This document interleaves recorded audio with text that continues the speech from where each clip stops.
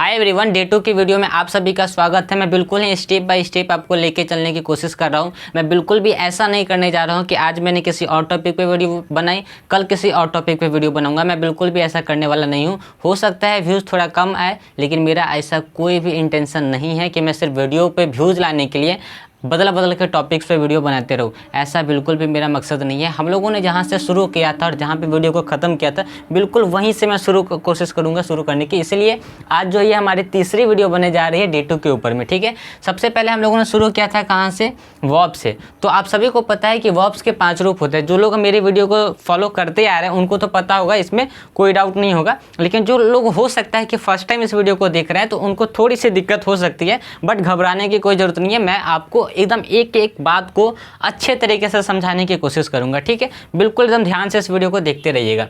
सबसे पहले यहाँ पे वर्ब्स को समझ लीजिए। तो अगर आपसे पूछा जाता है कि भाई वर्ब्स किसे कहते हैं, तो आप सीधा सिंपल सी बात बोलिएगा कि जिस हिंदी शब्द के अंत में ना लगा रहता है और उस शब्द से किसी के काम के होने का बोध होता है, तो उसे हम वर्ब्स कहते हैं। सबसे पहला बात ये समझ में आ गया, किसी भी काम को हम वर्ब्स कहते हैं। दूसरी बात ये समझ में आ गई, और तीसरी सबसे बड़ी बात ये समझ में आएगी जो मैं आपको आज बताने वाला। हो सकता है इससे पहले आपने कहीं पर भी ना पढ़ा होगा, ना कहीं पर सुना होगा, ना ही कहीं देखा होगा कि वर्ब्स जिसे ना देख सकते हैं, जिसे ना छू सकते हैं, सिर्फ महसूस कर सकते हैं, तो उसे वर्ब्स कहते हैं। जिसे ना देख सकते हैं, जिसे ना छू सकते हैं, सिर्फ महसूस कर सकते हैं, उसे हम वर्ब्स कहते हैं। तो कैसे महसूस कर सकते हैं? तो हम किसी के एक्शन और स्टाइल से यह महसूस कर सकते हैं कि कोई व्यक्ति कोई काम कर रहा है। जस्ट लाइक मान लेते हैं कि मैं पढ़ा रहा हूँ, तो पढ़ाना एक शब्द हुआ। पढ़ाना क्या है? एक वर्ड है। वर्ड मीन्स एक शब्द है। पढ़ाना हमने बोला, यहाँ पे पढ़ाना हमने बोला, यहाँ पे पढ़ना। अब ये पढ़ाना और पढ़ना क्या है? एक शब्द है। लेकिन अगर मैं आपसे बोलूं कि पढ़ाना जो काम है या पढ़ना कोई काम जो है, क्या उस पढ़ना को और पढ़ाना को आप देख सकते हैं? अगर आप देख सकते हैं तो आप उसे छू के दिखा दीजिए। एकदम एग्जाम्पल को प्रैक्टिकल तरीके से सीखने की कोशिश करेंगे। हमने बोला पढ़ाना और पढ़ना, क्या आपको दिखाई देता है? अगर दिखाई देता है तो आप उसे छू के दिखा दीजिए। इसका मतलब क्या है कि कोई भी काम हो, जिस काम यानी कि कोई भी काम हो, उस काम को ना आप देख सकते हैं ना छू सकते हैं। यहाँ पे पढ़ना और पढ़ाना की जगह पे आप कुछ भी बोल सकते हैं। उठना, बैठना, रोना, गाना, खेलना, कूदना, क्रिकेट खेलना, गाना गाना, सो जाना, ये सब क्या? ये सब काम है। और काम को आप कभी भी देख नहीं सकते हैं, और काम को ही अंग्रेजी में वर्ब कहा जाता है, ठीक है। और वर्ब को आप कभी भी देख नहीं सकते, सिर्फ महसूस कर सकते हैं। तो महसूस कैसे कर सकते हैं? आप महसूस करते हैं एक्शन से, ठीक है, और आप महसूस करते हैं स्टाइल से। किससे महसूस करते हैं? स्टाइल से। अब ये एक्शन और स्टाइल, किसके एक्शन और किसके स्टाइल से? किसी भी व्यक्ति के एक्शन और स्टाइल से, यानी कि बॉडी के एक्शन और स्टाइल से आप महसूस कर सकते हैं कि कोई व्यक्ति जो है कोई काम कर रहा है। जस्ट लाइक मान लेते हैं कि मैं आपको पढ़ा रहा हूँ, तो पढ़ाना शब्द तो आप नहीं देख सकते हैं। अगर देखते तो आप जो है उसको पकड़ के दिखा देते। हमने बोला हंसना, तो अगर हंसना हमने बोला था कि आप हंसना को देख सकते हैं, हंसना अगर देख सकते हैं तो पकड़ के दिखा दीजिए। जवाब आएगा बिल्कुल नहीं, ठीक है। इसका मतलब क्या है कि जब कोई व्यक्ति हंसता है तो आप उसके फेस के एक्सप्रेशन से, उसके टीथ से, उसके चिक से, ये सब क्या है? आप मतलब महसूस कर, इन सब चीज़ से क्या है? आप महसूस करते हैं कि कोई व्यक्ति क्या है? हंस रहा है। आपने बोला रोना, तो रोने के समय क्या है कि आंसू निकलते हैं, फेस जो है आपका मायूस हो जाता है। तो उस एक्सप्रेशन से, यानी कि उस एक्शन और स्टाइल से आप क्या कर सकते हैं? महसूस कर सकते हैं कि कोई व्यक्ति क्या कर रहा है? रो रहा है। कोई व्यक्ति रोना, यानी कि कोई व्यक्ति रो रहा है। आपने बोला दौड़ना, आपने क्या बोला कि ये दौड़ रहा हूँ, ठीक है ना। मैं अब आपने दौड़ना शब्द कहीं पे देखा क्या? तो जवाब आएगा नहीं। आपने दौड़ना शब्द नहीं देखा, आपने देखा मेरे पैर, मेरे पैर के मूवमेंट को देखा, मेरी बॉडी के मूवमेंट को देखा, और आपने ये अंदाज़ा लगाया। ये आपने अंदाज़ा लगाया किससे?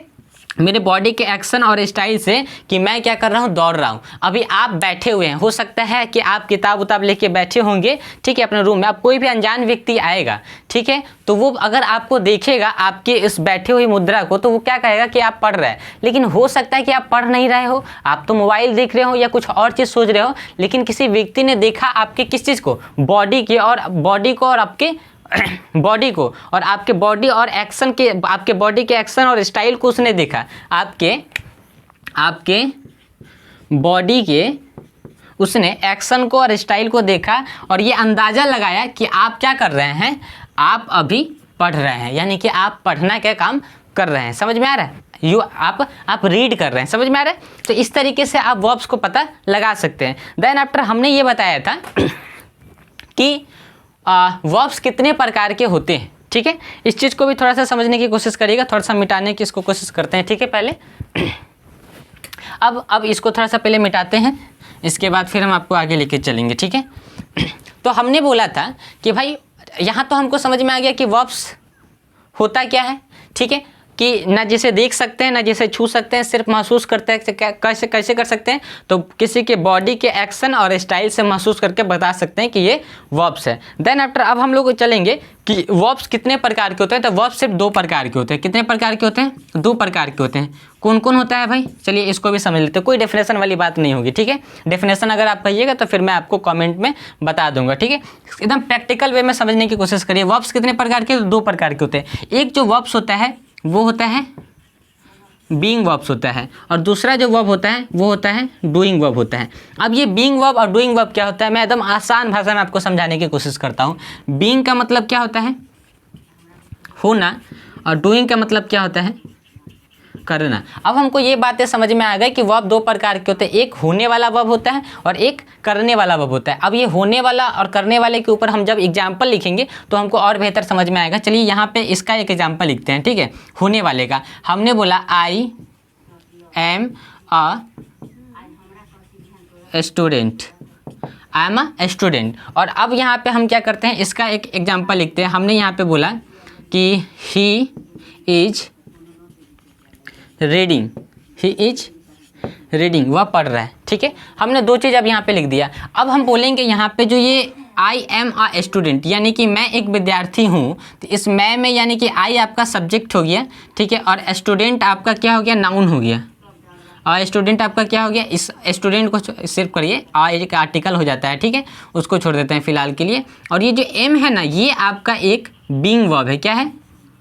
एक बीइंग वर्ब है। अब कैसे ये बीइंग वर्ब है इसको भी समझाने की कोशिश करता हूँ। देखिए अगर आप यहाँ पे एक स्ट्रक्चर लिखेंगे, जैसे मान लेते हैं कि वर्ब्स को भी आप 2 भागों में बांट सकते हैं, ठीक है। जैसे यहाँ पे आपको मैं बताने की कोशिश करता हूँ कि वर्ब्स जब आप 2 भागों में बांटेंगे तो एक भाग जो होता है वो एबी का होता है यानी ऑक्सिलरी वर्ब का होता है, और एक भाग जो होता है वो मेन वर्ब यानी कि एमबी का होता है, ठीक है। ये 2 भाग होते हैं, ठीक है। अब इसको समझने के लिए आपको यहाँ पर थोड़ा सा ध्यान देने की कोशिश करनी पड़ेगी। यहाँ पर हम क्या बोलते हैं, जैसे हम एक स्ट्रक्चर लिखते हैं कि सबसे पहले क्या आएगा? सब्जेक्ट आएगा, देन आफ्टर आपका एबी यानी कि ऑक्सिलरी वर्ब आएगा, फिर उसके बाद यहाँ पे क्या है कि नाउन आएगा। क्या आएगा? नाउन आएगा। तो subject plus AB plus noun. तो अगर ऑक्सिलरी वर्ब के बाद यहाँ पे अगर नाउन आता है तो यही ऑक्सिलरी वर्ब आपका कौन सा रूप ले लेता है? मेन वर्ब का रूप ले लेता है। और समझ में आ गया? यानी कि कभी भी ऑक्सिलरी वर्ब के बाद अगर आपका नाउन आता है तो वही ऑक्सिलरी वर्ब कौन सा रूप ले लेता है? आपका मेन वर्ब का रूप ले लेता है। और मेन वर्ब आपको पता है कि वर्ब 2 प्रकार के होते हैं। एक वर्ब जो आपका मेन वर्ब होता है, यानी कि आप इसको बोल सकते हैं मेन वर्ब। क्या बोल सकते हैं? मेन वर्ब कितने प्रकार के होते हैं? 2 प्रकार के होते हैं। एक मेन वर्ब होता है बीइंग और एक मेन वर्ब होता है डूइंग, ठीक है। यहाँ से हमको 2 बातें समझ में और आ गई, ठीक है। जैसे जैसे देखिए हम लोग पढ़ते हैं तो और बातें जो हम लोग को धीरे धीरे समझ में आना शुरू हो जाती है, ठीक है। हम लोग को याद करके तो आपको पढ़ा नहीं रहे, जिससे क्या है कि मैं आपको बताऊँ कि भाई मुझे पहले ये पढ़ाना है फिर ये पढ़ाना है, फिर नहीं, जो समझ में आ रहा है भाई अपने एक्सपीरियंस के हिसाब से आपको पढ़ाते जा रहा हूँ, ठीक है। कोई किताब की ज़रूरत नहीं पड़ती है, कोई डेफिनेशंस की ज़रूरत नहीं पड़ती है यहाँ पे, ठीक। तो अब हमने बोला कि इस स्ट्रक्चर को फॉलो करिएगा। ये auxiliary role of auxiliary verb से अगर आप मेरे वीडियो को देखेंगे तो वहाँ से और बेहतर समझ में आएगा, ठीक है। तो सबसे पहले क्या आएगा? सब्जेक्ट आएगा, देन आफ्टर एक हेल्प ऑक्सिलरी वर्ब आएगा, फिर अगर नाउन आएगा। तो अगर ऑक्सिलरी वर्ब के बाद नाउन आता है तो वही ऑक्सिलरी वर्ब आपका मेन वर्ब का रूप ले लेता है। तो अब हमने बोला कि ये जो आपका सबसे पहले सब्जेक्ट है, देन आफ्टर आपका ये ऑक्सिलरी वर्ब हो गया और ये आपका नाउन हो गया। तो यही ऑक्सिलरी वर्ब आपका क्या बन गया? Main verb. यानी कि ये मेन वर्ब कौन सा रूप ले लिया? बीइंग का रूप ले लिया। अब बीइंग का रूप कैसे ले लिया इसको समझने की कोशिश करते हैं कि बीइंग का मतलब होता है होना। बीइंग का मतलब होता है होना। तो आप एक स्टूडेंट है, आपके होने का बोध किसने करवाया? एम ने करवाया। एम आपका कौन सा वर्ब है? बीइंग वर्ब है। यानी कि यह जो बीइंग है एक मेन वर्ब है और ये किसी भी सब्जेक्ट के होने का कुछ बोध करवाता है कि हो सकता है सब्जेक्ट अच्छा हो सकता है सब्जेक्ट बुरा हो सकता है सब्जेक्ट लंबा हो सकता है सब्जेक्ट छोटा हो सकता है सब्जेक्ट फार्मर हो सकता है सब्जेक्ट चोर हो सकता है सब्जेक्ट आपका डॉक्टर हो। तो इस तरीके से आप बता सकते हैं कि आपका सब्जेक्ट क्या है उसके होने का बोध कौन करवाता है, ये बीइंग करवाता है। हो सकता है इस पर कोई दूसरा भी आप एग्जाम्पल लिख सकते हैं, जैसे आपने बोला he is a doctor, he is a doctor, तो अब ये डॉक्टर होने का बोध किसने करवाया, इज ने करवाया, तो इज आपका क्या हो गया, ये आपका बीइंग वर्ब हो गया। ठीक है, समझ में आ गया है। चलिए यहाँ तक बात आपको समझ में आ गई। अब हम इसको भी मिटा देते हैं। ठीक है, और अब यहाँ पे समझते हैं कि हमने बोला कि अब यहाँ पे आपको एक और स्ट्रक्चर समझना पड़ेगा। सबसे पहले सब्जेक्ट आया, फिर ऑक्सिलरी वर्ब आया, और ऑक्सिलरी वर्ब के बाद अगर आपका मेन वर्ब आता है तो मेन वर्ब के बाद यानी कि ऑक्सिलरी वर्ब के बाद अगर मेन वर्ब आता है तो ऑक्सिलरी वर्ब से पहले कभी भी ऑक्सिलरी यानी कि मेन वर्ब से पहले कभी भी ऑक्सिलरी वर्ब नहीं आता है, और ऑक्सिलरी वर्ब के बाद कभी भी मेन वर्ब नहीं रहता है, यानी कि इन दोनों का मिलाप कभी भी साथ में नहीं हो सकता है। तो अगर मान लेते हैं ऑक्सिलरी वर्ब के बाद मेन वर्ब आता है तो यही ऑक्सिलरी वर्ब आपका किस में बदल जाएगा, हेल्पिंग वर्ब में बदल जाएगा। ठीक है, तो सबसे पहले यहाँ पे आपका जो आ गया ये सब्जेक्ट आ गया। अब यहाँ पे रीडिंग जो है ये आपका मेन वर्ब है। ठीक है, तो अब यहाँ पे जो रीडिंग आपका मेन वर्ब है तो उससे पहले क्या है आपका ऑक्सिलरी वर्ब, तो ये ऑक्सिलरी वर्ब अपना रूप बदल देगा किसमें, हेल्पिंग वर्ब में। तो अब ये हो गया आपका HV। अब यही आपका मेन वर्ब जो है ये करने वाला वर्ब है। ठीक है, तो इस करने वाले वर्ब को हम क्या बोलेंगे, हम बोलेंगे डूइंग। इस करने वाले वर्ब को हम क्या बोलेंगे, डूइंग वर्ब बोलेंगे, यानी कि इससे किसी काम के करने का बोध होता है कि ही इज रीडिंग, वह कोई काम कर रहा है। तो वो कौन काम कर रहा है, वो पढ़ने का काम कर रहा है। तो यहाँ पे ये जो काम हो गया तो ये एक काम वाला वर्ब हो गया। तो मेन वर्ब दो प्रकार के होते हैं, एक मेन वर्ब जो होता है वो बीइंग यानी कि वो किसी के होने का बोध करवाता है, और दूसरा मेन वर्ब जो होता है वो होता है डूइंग, यानी कि डूइंग मतलब किसी के कोई काम करने का बोध करवाता है। तो हम उसे क्या बोलते हैं, डूइंग वर्ब बोलते हैं। तो हमको दो तीन बातें समझ में आ गई। एक तो कि वर्ब होता क्या है, वर्ब होता क्या है। ठीक है, अब वर्ब को हमने दो भागों में बांटा, एक हमने बांटा बीइंग वाले वर्ब को और एक हमने बांटा डूइंग वाले वर्ब को। ठीक है, तो बीइंग यानी कि होने वाला वर्ब होता है और डूइंग मतलब करने वाला। जैसे देखिए हम लोग शुरू से पढ़ते हैं, I am a student, I am a farmer, I am a teacher, I am a good girl, I am a good boy. ठीक है, I am a thief, I am a clever, इस तरीके से हम लोगों ने पढ़ा था। ठीक है, लेकिन हमको आज तक ये पता नहीं था कि ये जो एम आ गया, he is a doctor, he is a student, he is a nice boy, इस तरीके से हम लोग पढ़ते थे। तो वो ईज एम आर जो आता था, लेकिन हम लोग को पता नहीं था कि भाई ये ईज एम आर क्या है। हो सकता था हम लोग कुछ लोग बोलते थे कि हेल्पिंग वर्ब, नहीं भाई वो एक मेन वर्ब है। यहाँ पे ये जो एम आया ये क्या है, अगर हेल्प यहाँ पे इज एम आर हो गया, वॉज वर हो गया, हैज हैव हैड हो गया, डू डज डिड हो गया। अगर मान लेते हैं कि इन सब के बाद कोई नाउन आता है, यानी कि इन ऑक्सिलरी वर्ब के बाद अगर कोई नाउन आता है तो वो ऑक्सिलरी वर्ब का मेन वर्ब कहलाता है। सिंपल सी बात समझिए। ठीक है, अगर ऑक्सिलरी वर्ब के बाद आपका नाउन आता है, ठीक है, तो वही ऑक्सिलरी वर्ब का कौन सा रूप ले लेता है, मेन वर्ब। तो आई एम ए स्टूडेंट में एम क्या है, एक मेन वर्ब है। मेन वर्ब में कौन सा वर्ब है, वो एक बीइंग वर्ब है। समझ में आ गया।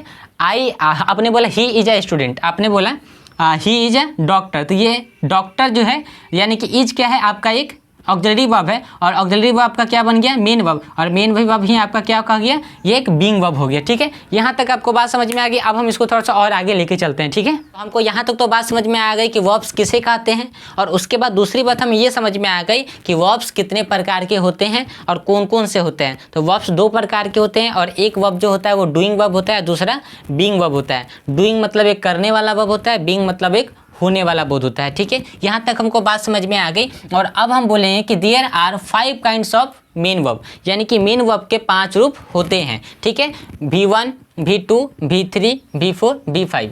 देयर आर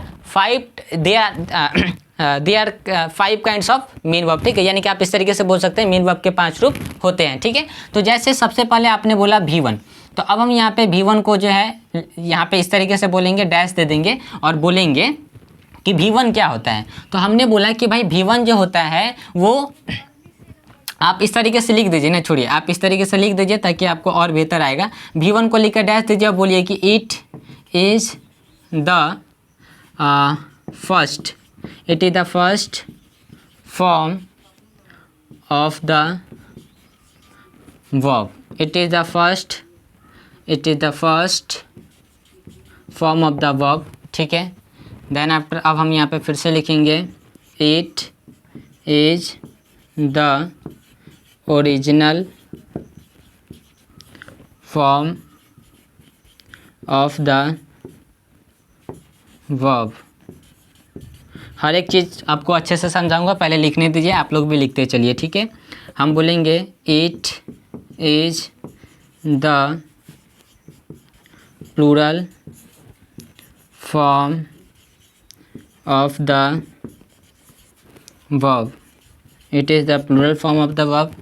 चौथा लिखिए फिर से, it is the present form of the verb, it is the present form of the verb. चार चीज़ें हम लोगों ने यहाँ पे लिखी है, किसके बारे में? V1 के बारे में। तो अगर आपसे आज के बाद से कोई पूछता है कि भाई वर्ब का फर्स्ट फॉर्म, जैसे अगर आज देखिए, एक तो हम लोग बोलचाल की भाषा में V1 V2 V3 V4 बोल देते हैं, लेकिन ये एक सही बात नहीं है। इसको आप लोग अगर आज के बाद से सही में अगर मान लेते हैं कि आपको ये कहना है कि भाई ठीक है, आपको प्रॉपर इंग्लिश की जानकारी अगर है, तो आप कभी भी V1 नहीं बोलेंगे। आप क्या बोलेंगे? आप बोलेंगे कि it is the first form of the verb, यानी कि first form of the verb आप बोल सकते हैं, second form of the verb, third form of the verb, fourth form of the verb, fifth form of the verb, यानी कि verb का पहला रूप, वर्ब का दूसरा रूप, वर्ब का तीसरा रूप, वर्ब का चौथा रूप, वर्ब का पांचवा रूप। आप इस तरीके से बोलेंगे, V1 V2 नहीं बोलेंगे। जिनको नहीं जानकारी है वो लोग बोल सकते हैं, बट हम लोग को जानकारी है, तो हम लोग क्या बोलेंगे? First form of the verb, second form of the verb, third form of the verb, fourth form of the verb, fifth form of the verb. इस तरीके से आप लोग आज के बाद से बोलेंगे, प्रैक्टिस करेंगे, सब कुछ संभव है। ठीक है, आपने बोला it is the first form of the verb, यानी कि ये वर्ब का पहला रूप है। ठीक है, देन आफ्टर आपने बोला कि it is the original form of the verb, it is the original form of the verb, यानी कि कहने का सेंस क्या है कि वर्ब के 5 रूप है, लेकिन 5 रूप में जो सबसे पहला रूप है, ये रूप जो है ये एक ओरिजिनल रूप है। यानी कि जब वर्ब्स का इंग्लिश की भाषा की जब यानी कि जब इंग्लिश भाषा की शुरुआत हो रही थी, तो उस समय सिर्फ वर्ब में जो है वर्ब के फर्स्ट फॉर्म का ही जो है निर्माण किया गया था। ठीक है, और उसके बाद जो है इसका ओरिजिनल रूप, यानी कि वर्ब का ओरिजिनल रूप क्या है? V1 है। इसके बाद ये V2 V3 V4 और V5 जो, यानी कि second form, third form, fourth form और फिफ्थ फॉर्म जो है, इन लोगों को क्या किया गया है? अलग से बनाया गया। यानी कि इट मीन्स आप कह सकते हैं ये सब डुप्लीकेट वर्ब है और ये जो है ओरिजिनल वर्ब है, क्योंकि शुरुआत यहीं से हुई थी। ठीक है, बाद में इन सबको बनाया गया था, इसलिए यहाँ पे बोला गया कि it is the original form of the verb. एकदम बेसिक को पकड़ के चलने की कोशिश करो, फाउंडेशन को मजबूत करने की कोशिश करो, ताकि अंग्रेजी आप लोग के लिए आसान हो जाए। ठीक है, देन आफ्टर आपने थर्ड वाली लाइन में बोला कि it is the plural form of the verb, यानी कि V1 जो होता है, यानी कि वर्ब का फर्स्ट फॉर्म जो होता है वो प्लूरल फॉर्म होता है। ये जो आपका V1 जो है, यानी कि ये जो है मुझे भी आदत हो गई, देख सकते हैं कि वर्ब का first form of the verb जो है वो एक प्लूरल फॉर्म है। और ये जो आप यहाँ पे देख सकते हैं V5, ठीक है, यानी कि fifth form of the verb, ये आपका कौन सा फॉर्म होता है? ये आपका सिंगुलर फॉर्म होता है। ठीक है, ये आपका सिंगुलर फॉर्म है, और जो ये first form of the verb है ये आपका प्लूरल फॉर्म है। ठीक है, यहीं पे मैंने लिख दिया है। ठीक है, ये दोनों सेम ही है। ठीक है, इसका इस्तेमाल करते हैं सिंगुलर सब्जेक्ट के साथ में, और इसका इस्तेमाल करते हैं प्लूरल सब्जेक्ट के साथ में, क्योंकि ये प्लूरल वर्ब है और ये सिंगुलर वर्ब है। तो प्लूरल वर्ब के साथ में प्लूरल सब्जेक्ट लगाते हैं और सिंगुलर सब्जेक्ट के साथ में सिंगुलर वर्ब लगाते हैं। ज़्यादातर लोगों को ये बातें पता ही नहीं है। ठीक है, इसलिए वो बार बार कंफ्यूज हो जाते हैं कि कौन से सब्जेक्ट के साथ में कौन सा वर्ब लगाना है, और गलती कर बैठते हैं। ठीक है, अब यहाँ पे आप बोल सकते हैं कि it is the present form of the verb, यानी कि अब यहाँ से मैं आपको सिंपल सा समझा देता हूँ। ठीक है, कि आप बोल सकते हैं कि first form of the verb, पहली बात। आप बोल सकते हैं original form of the verb, दूसरी बात। आप बोल सकते हैं कि it is the plural form of the verb, ये भी सही है। आप बोल सकते हैं कि it is the present form of the verb, यानी कि जो वर्ब का फर्स्ट फॉर्म है ये प्रेजेंट टेंस कहलाता है। ठीक है, ये आपका प्लूरल कहलाता है, ये आपका ओरिजिनल वर्ब कहलाता है, और यही आपका क्या कहलाता है? First form of the verb कहलाता है। यहाँ तक आपको बातें समझ में आ गई होगी। अब हम इसको थोड़ा सा मिटाते हैं, इसको थोड़ा सा इसका स्ट्रक्चर और इसका क्या बोलते हैं एग्जाम्पल मैं आपको लिख के बताता हूँ। ठीक है, अब यहाँ पे इसको हमने मिटाया, आप लोग स्क्रीनशॉट ले लीजिएगा, अच्छे से लिखिएगा घर पे। ठीक है, अब चलिए हम इसको थोड़ा सा इसको लिखते हैं इसके स्ट्रक्चर के हिसाब से। ठीक है, हमने यहाँ पे बोला यूज, क्या बोला?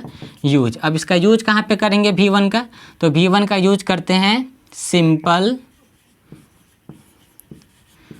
प्रेजेंट टेंस में, इसका हम यूज करते हैं। किसका यूज करते हैं भाई? V1 का यूज करते हैं। कहाँ करते हैं? सिंपल प्रेजेंट टेंस में यूज करते हैं। सिंपल प्रेजेंट टेंस का स्ट्रक्चर क्या है?